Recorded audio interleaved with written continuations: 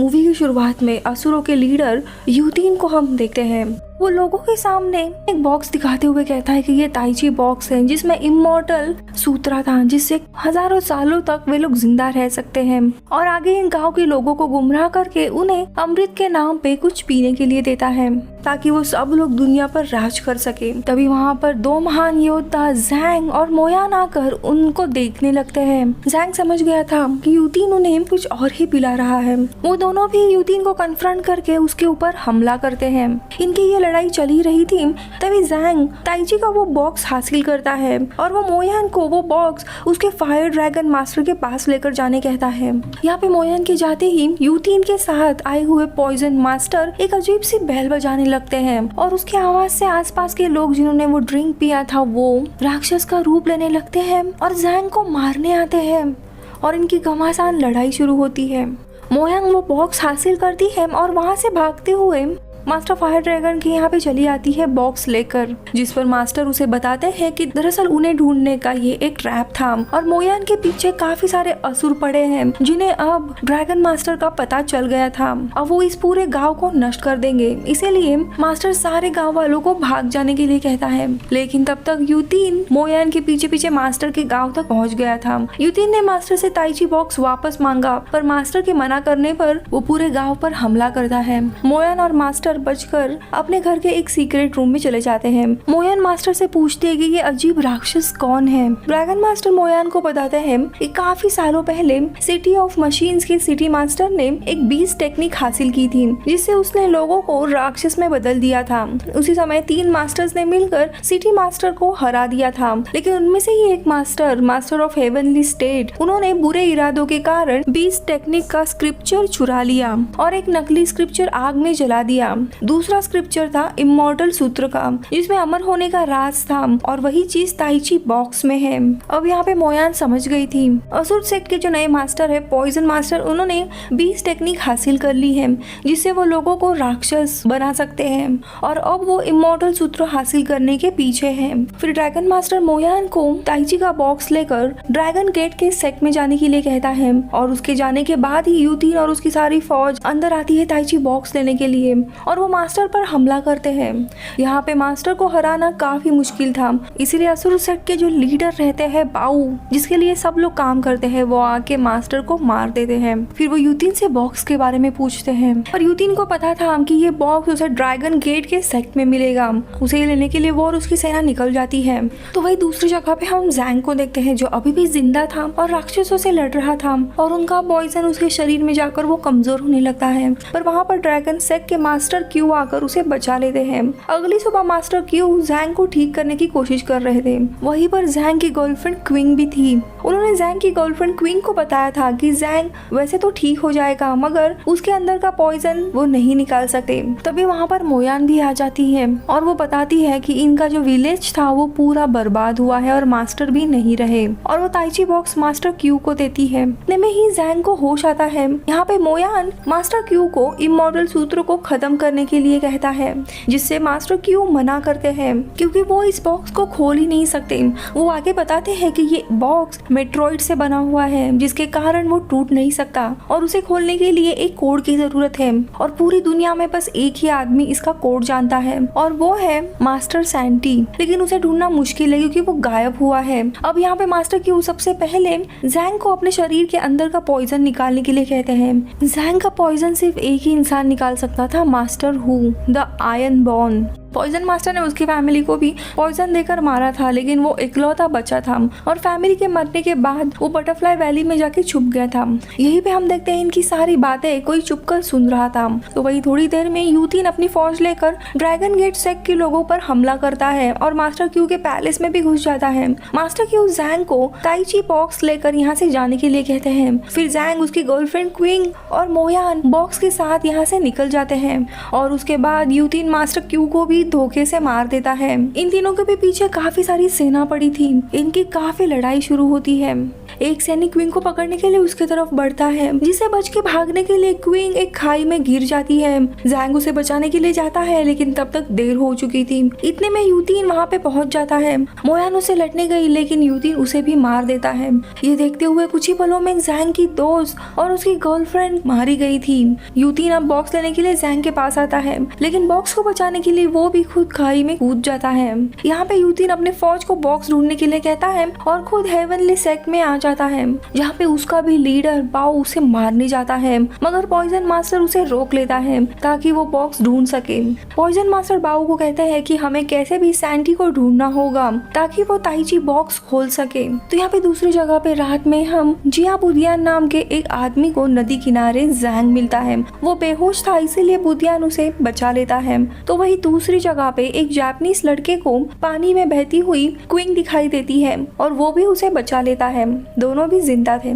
यहाँ पे अगली सुबह बुदियान और जैंग अपने रास्ते जा रहे थे, तभी वहाँ पे उन्हें लॉन्ग नाम की एक लड़की मिलती है जो असुर सेक्ट के लोगों से लड़ रही थी। जैंग उसे कहता है कि वो भी असुरों से लड़ रहा है और उसे बटरफ्लाई वैली में पहुंचना है, इसीलिए वो उन्हें रास्ता दिखाने के लिए तैयार होती है। यहाँ पे हम क्वीन को देखते हैं, उसकी पूरी याददाश्त चली गई थी, इसीलिए वो लड़का उसे रहने के लिए जगह देता है। यहाँ पर जैंग, बुदियान और लॉन्ग बटरफ्लाई वैली तक पहुँच गए थे द आयरन बॉर्न हू को ढूंढने के लिए, ताकि जैंग के शरीर का जहर निकाल सके। जैंग लॉन्ग से पूछता है कि तुम यहाँ पे हमारी मदद क्यों कर रही हो। तो मिस लॉन्ग बताती है कि मास्टर हू ने उसके पिता की काफी मदद की थी, इसीलिए जब उसे पता चला कि असुरों ने मास्टर हू और उनके फैमिली को मार दिया है, वो उनकी मदद करने के लिए यहाँ पे आई। इनकी ये बातें हो ही रही थी, तभी वहाँ पे असुर सेक्ट के सारे सिपाही आते हैं और इन पर हमला करते हैं। एक सिपाही से बचने के चक्कर में बुदियान एक कुएं में गिर जाता है। मिस लॉन्ग उसे बचाने के लिए खुद भी कुएं में चली जाती है और जैंग भी इनके पीछे पीछे कुएं में कूद जाता है।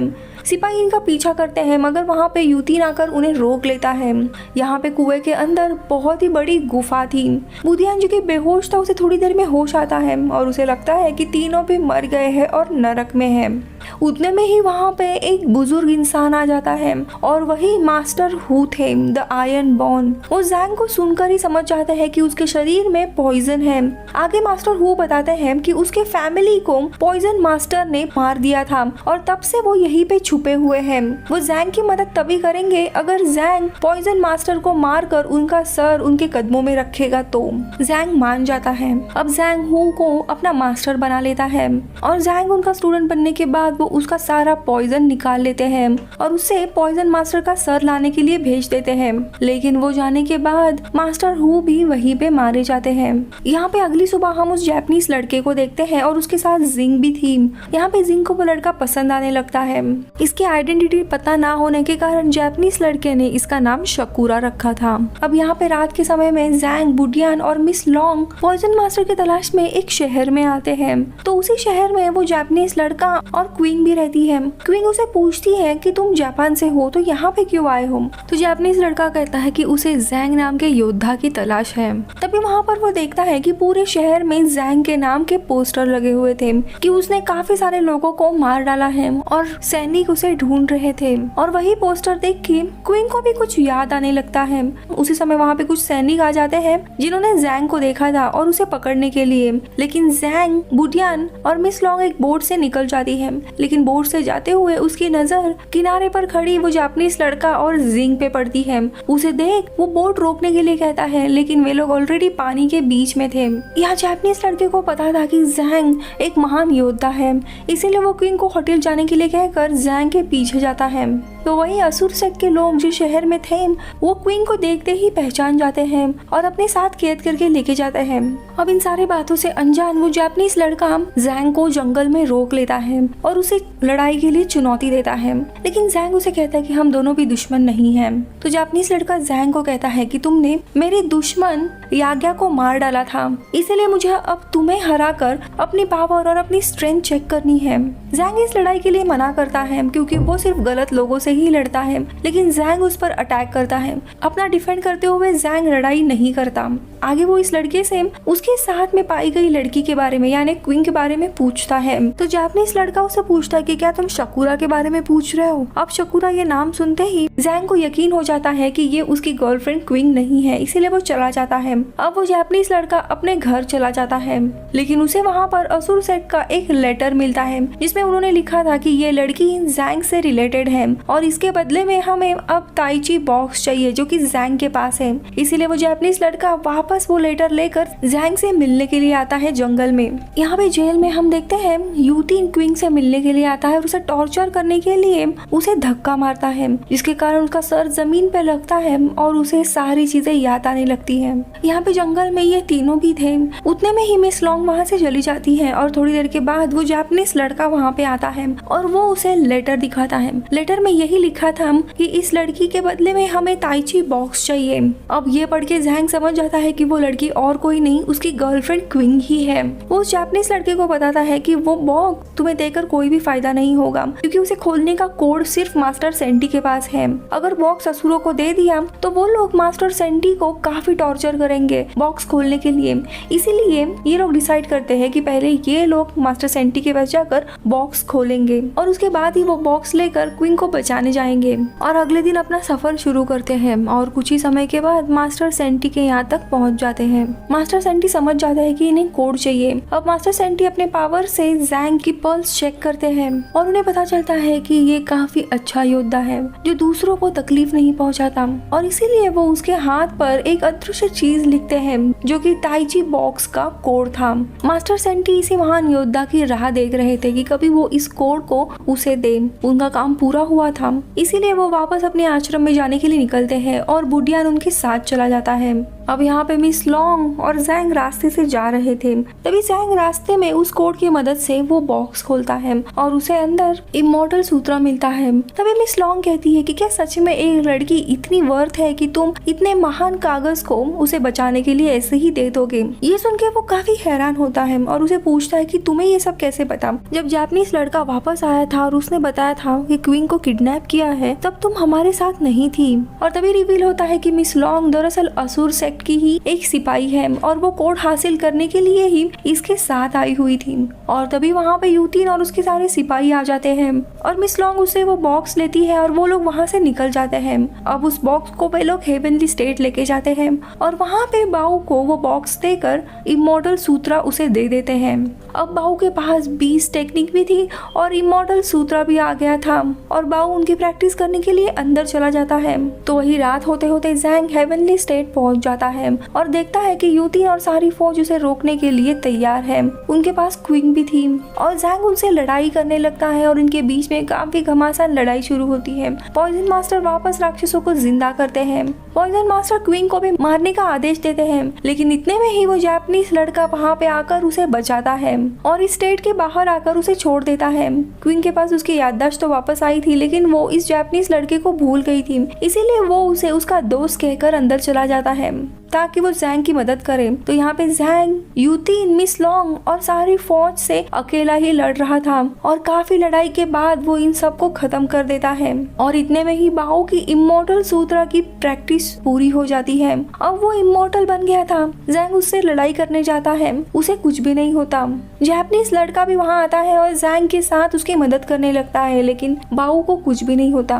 काफी ज्यादा लड़ाई होती है, लेकिन लड़ाई के अंत में जैंग को मास्टर सेंटी की कही हुई एक बात याद आती है। उन्होंने कहा था कि पुनर्जन्म की ताकत असीम होती है, इसलिए हर चीज का अंत होना ही है और मास्टर ने उसे काफी पावरफुल टेक्निक सिखाई थी। ये बात उसे जैसे ही याद आती है वो अपने पूरे ताकत के साथ वो टेक्निक याद करता है और बाऊ के ऊपर हमला करता है, जिसके कारण बाऊ जख्मी होता है। काफी बार हमला करने के बाद जाके बाऊ मर जाता है। अंत में वो पॉइजन मास्टर को भी मार के उसके मास्टर हु का बदला पूरा कर लेता है और उसके बाद जैंग और जापानीज लड़का शहर से बाहर आते हैं, जहाँ पे क्वीन जैंग का इंतजार कर रही थी और उसके पास आके उससे गले मिलती है और वो जापानीज लड़का जैंग को लड़ाई का चैलेंज करके वहाँ से चला जाता है। और 1 महीने के बाद जैंग और वो जापानीज लड़का लड़ाई करने के लिए फिर मिलते हैं और मूवी इधर ही खत्म होती है।